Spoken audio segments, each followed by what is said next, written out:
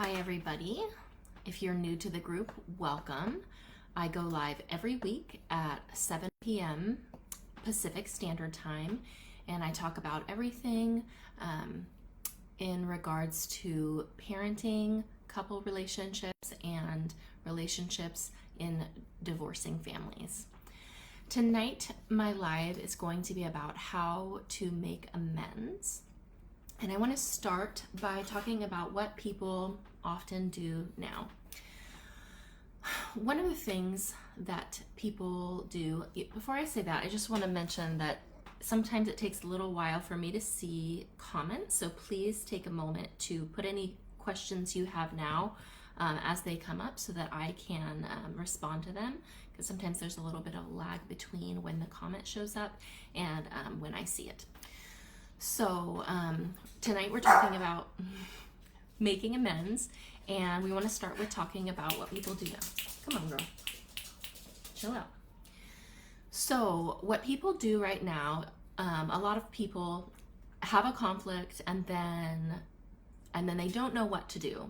And so after the conflict happens, usually people are on edge, and so sometimes people will ignore what just happened and go on as if it didn't happen, except for the feelings of anger and sadness and hurt remain. So then what happens is the conflict repeats because it wasn't dealt with in a meaningful way, and so people then attach their past hurt to the current situations, to the current conflict, to the current situation, and then it continues to snowball, and resentment builds and builds and builds over time. That's one thing that people do. Another thing that people do is they make assumptions about what that person's behavior means, and then they often make and attach character statements to themselves, that person, the relationship. So for example, let's say there's an ongoing conflict about X. Well, such and such keeps happening. That must mean that this person doesn't care about me. That must mean that this person is selfish. That must mean that this person is blank. And we tend to attach meaning to behaviors, and we attach that meaning to their character, to our character, or to the relationship. And then that becomes the filter through which people perceive that relationship, and then they begin seeing it more and more. Another thing that people do is they operate in a win-lose dynamic, so that apologizing becomes a sign of loss. Apologizing becomes a way to sort of, like, getting somebody to apologize means that you've gained power over them in some way, and the person who's doing the apologizing feels like they're losing power, so they're really resentful about doing that. We'll talk about win-lose dynamics in another live. That's a really important topic. And then another thing that people do is apologize in an insincere way. And of course, this doesn't really help, but sometimes in the dynamic they say, well, what, I've already apologized for that, why are we bringing it up? And so people, try and put the kibosh on the, sorry, my dog is going crazy tonight. People try and put the kibosh on the conversation and end it as quickly as possible because they don't know what to do and conflict is uncomfortable. And then it continues to feel unresolved. So one more thing that I want to talk about is that sometimes people conflate somebody's feelings with the idea that that person is correct. So if I apologize for that person's feelings, then it means that I'm saying that they're right about my behavior. And that's really problematic, because whether or not they're right about the behavior, whether or not they have a problem with their perception or a problem with having the full truth or the full story, harm was still caused. Obviously, that's the case because we're in the middle of a conflict. So in a conflict, what we want to do is focus on the pain of the pain that that person is sharing with us, and as much as we can, try and look past the clumsy language that they're using and to the heart of what they're saying.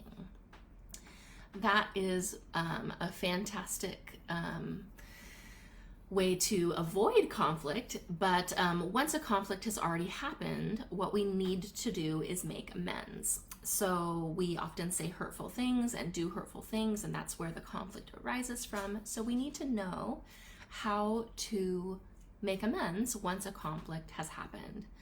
So we're recognizing that I can apologize for harming someone without that meaning that they're fully correct about what I've done or what my intentions are. We can show up for somebody even if we disagree with them. We can acknowledge the fact that me apologizing is about my growth and my ability to care for that person, and it has nothing to do with me being wrong or me being weak or anything like that. We want to start associating apologizing with caring for people, making amends with growing, making amends with taking care of the people that we care about when we hurt them. So the first part of making amends is getting consent and narrating. So basically we're going to bring up enough of the previous conflict to get that person back in a state of mind where they're thinking about that. You know, they might be thinking about something else. So narrating enough of the previous conflict and then getting consent for moving forward in that conversation. So that might sound something like, hey, do you remember this morning when such and such happened and I such and such, and then you were crying and then I was such and such and it devolved into a fight? When we're narrating, we're not casting blame. These are not feeling statements. We're narrating as if we are a director of a play, as if we're the narrator in a play. We're just talking about the sequence of events that ended sadly. So we're adding details. Such and such happened, then such and such happened, then such and such happened, and it was a really sad moment. And we were both really upset, and we were both really angry. Can we talk about that? And that's where we get consent. Somebody, just because you're ready to apologize, just because you're ready to move on and take care of it, doesn't mean the other person is. So we want to get consent for that conversation. And if that person is not ready, we want to give them permission to take their moment, to be ready on their own time. Now, the person who says no to that conversation, it's going to be their responsibility to come back and say, hey, I'm now ready, because they're the person who needed the space. So we narrate, we get consent for the conversation. When everybody's ready to have the conversation, the next thing we're going to do is listen for our impact. So step 1 is getting consent and narrating. Step 2 is listening for the impact. So during this part of the conversation, we're going to need one person in role of speaker and one person in role of listener. The person in role of speaker is going to be the one who's sharing their feelings, sharing their version of the story. And at some point, we're going to swap. But right now, we're not trying to take care of two people's feelings at once. Otherwise, it's going to be too difficult. So we're going to try and make sure that one person is in role of listener, one person is in role of speaker, so that that person whichever party gets their full turn and has a chance to really be heard and acknowledged. Once that is taken care of, maybe you take a break and come back to the other person's turn later, or maybe you can do that in the same moment. But sometimes doing this at the same time is not beneficial, and sometimes it is. So you might play it by ear for that. But we want to make sure that that second person gets their turn in role of speaker. So when we're listening for the impact, we're trying to reflect back, and the tool we were using here is reflective listening, and I will get to that in another module. But basically, reflective listening in a nutshell is listening to that person's story and being able to reflect back to them that you get it, that you hear it, that you understand it, and that you care about it. So we're trying to avoid words like, I hear you, I understand, I get it. We don't want to say that. We want to use skillful responses to communicate that. So let's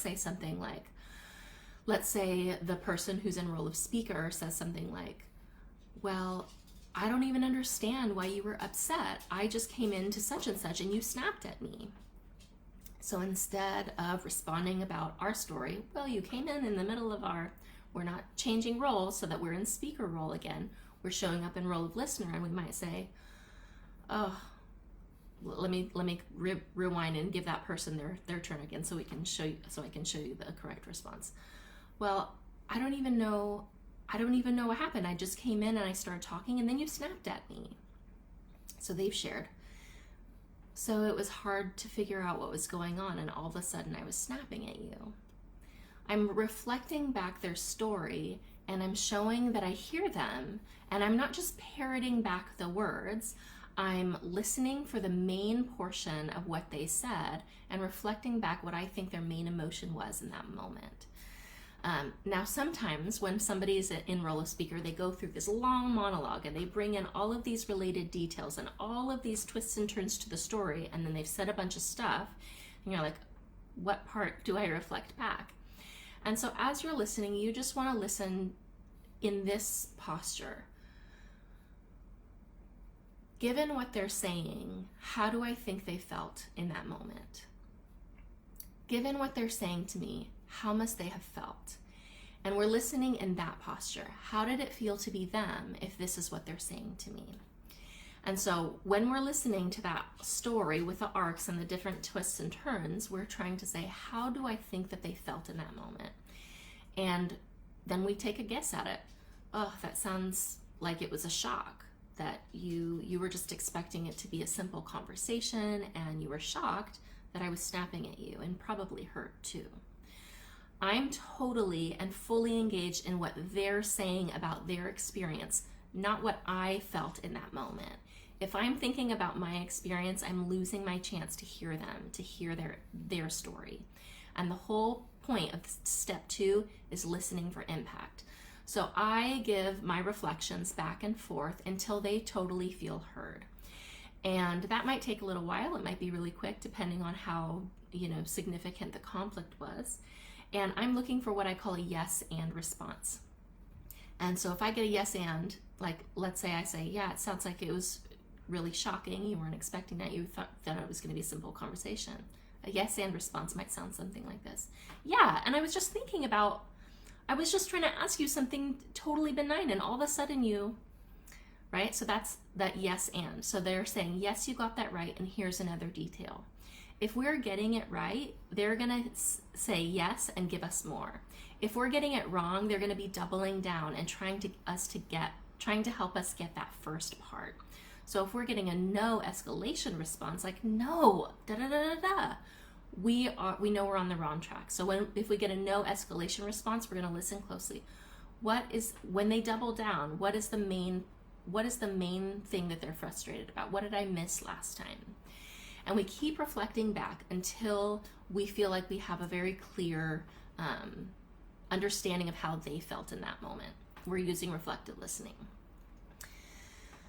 Step 3 is going to be acknowledging the impact and acknowledging what they deserved instead. So I'm trying to remember if we've already talked about the 4 principles. I don't think we have, so I'm going to make a note for myself to do that next week maybe. So we have 4 principles in relating to people in a way that's respectful. Principle number 2 is that everybody deserves to be spoken to with respect, even when the speaker's upset. So in this, scenario, we're talking about, somebody being spoken to disrespectfully. So here we want to bring in the principles by acknowledging what they deserved. So we're acknowledging the impact of our behavior, and we're acknowledging what they deserved. So that might sound something like this.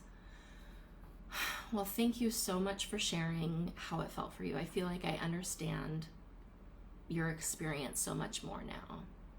I'm really sorry that you felt disrespected when I snapped at you.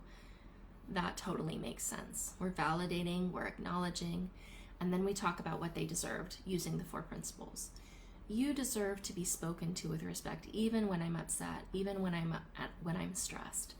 I'm so sorry I spoke to you that way. Step 4 is a specific and clear plan, naming a specific and clear plan for what we're going to be doing next time. So that sounds something like, I'm going to make sure to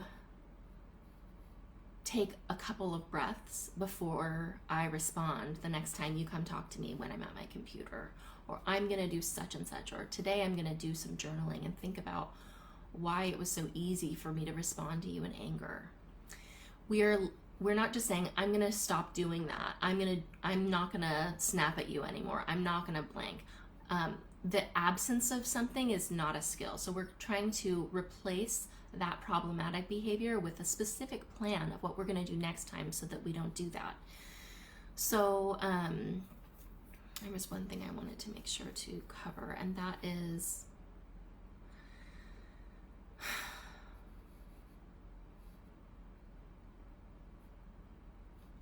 come on, brain, give me I'm going to move on to something else and trust my brain to bring it back to me.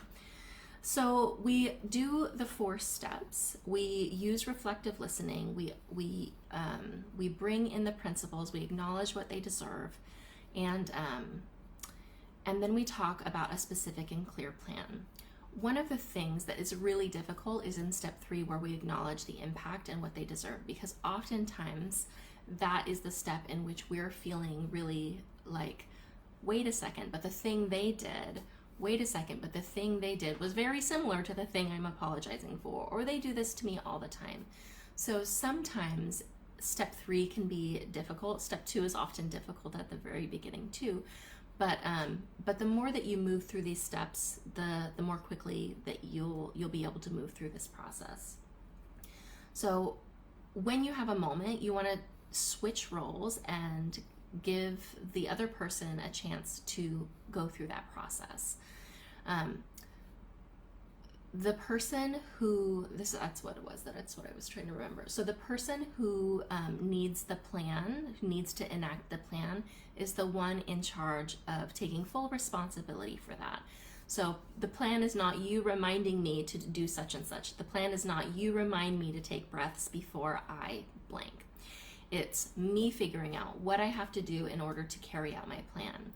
Now, when we're talking about a child, that's a little bit different, and they might need help figuring out what the steps are in order to being able to do something different next time. But in most cases, and when somebody is capable, we want to make sure that they are fully taking responsibility for step 4, thinking of a plan and then carrying out that plan.